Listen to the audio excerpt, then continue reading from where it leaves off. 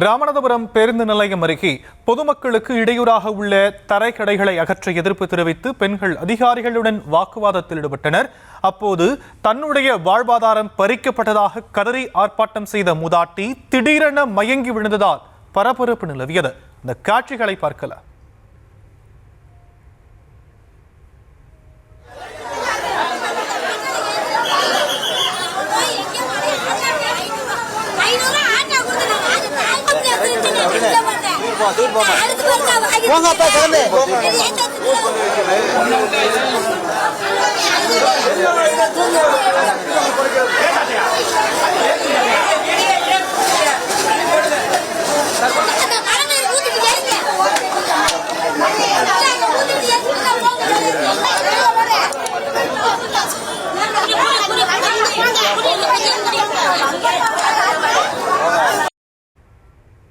இது பற்றிய மேலும் விவரங்களை நம்முடைய செய்தியாளர் புபேஷ் சந்திரன் வழங்க நாம் கேட்கலாம்.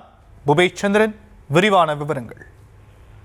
வணக்கம் ஷியாம். ராமநாதபுரம் நகராட்சியில 20 கோடி ரூபாய் மதிப்புல புதிதாக ஒரு பேருந்து நிலையம் கட்டப்பட்டு மக்கள் பயன்பாட்டிற்கு இருந்து வருது. இந்த பேருந்து நிலையத்திற்கு அருகாமையில ஆங்காங்க தரைக்கடை வியாபாரிகள் கிழங்கு உள்ளிட்ட பொருட்களை விற்பனை செய்து வரக்கூடிய சூழல்ல அந்த தரைக்கடை வியாபாரிகளை குண்டுக்கட்டாக தொடர்ந்து அந்த நகராட்சி அதிகாரி அப்புறப்படுத்தக்கூடிய காட்சிகளை நம்மால் பார்க்க முடியும்.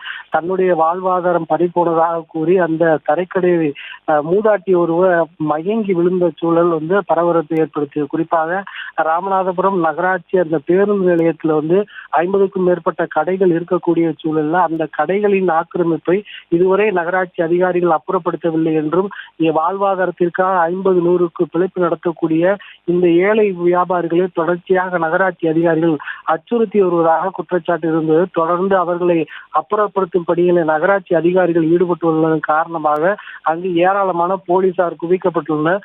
தங்களுடைய வாழ்வாதாரத்திற்கு மட்டுமே இருக்கிறோம், நகராட்சிக்கு ஆண்டு சந்தா தொகை கட்டி அந்த உறுப்பினராக இருந்தும் கூட நகராட்சி அதிகாரிகள் தங்களிடம் கடுமையாக நடந்து கொள்வதாக வேதனை தெரிவித்து அவர்கள் கதறக்கூடிய காட்சிகளை நம்மால் பார்க்க முடியுது. இந்த ஆர்ப்பாட்டத்திற்கு நடுவே தன்னுடைய வாழ்வாதாரம் போனதாக கூறி ஒரு மூதாட்டி ஒருவர் மயங்கி விழுந்ததும் அதிர்ச்சியை ஏற்படுத்தியது. எனவே தங்களுடைய வாழ்வாதாரம் பாதுகாக்கும் விதமாக பேருந்து நிலையத்திற்கு அருகாமையில் தரைக்கடை அமைப்பதற்கு தார்மீக அடிப்படையில் அனுமதி வழங்க வேண்டும். அதே போல நகராட்சி பேருந்து நிலையத்திற்கு உள்ளே நடைபாதையை ஆக்கிரமித்து வைத்திருக்கக்கூடிய பெருமுதலைகளின் ஆக்கிரமிப்பை அகற்றுவதற்கு உரிய நடவடிக்கை எடுக்க வேண்டும் என்று சமூக ஆர்வலர்கள் கோரிக்கை விடுத்துள்ளனர்.